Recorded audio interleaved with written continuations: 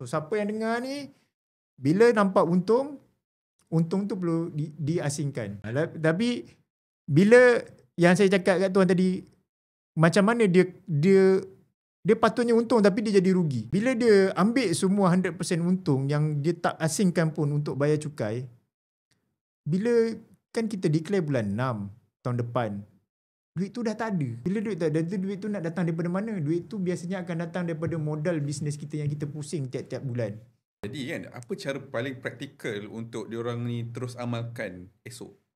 Untuk urus duit yang betul, urus untung yang betul. Terbaik ni sebenarnya, kalau the proper way kita untuk urus duit bisnes ni adalah kita tak boleh cuma ada satu akaun bank. Saya diajar untuk terima duit jualan satu akaun bank. Kemudian kita ada satu lagi akaun bank untuk bayar overhead. Kemudian kita ada satu lagi akaun bank untuk simpan duit. So, kalau bisnes tu lebih besar, dia ada lagi satu akaun bank untuk simpan duit bayar cukai. Asasnya adalah kita tidak boleh cuma ada satu akaun bank.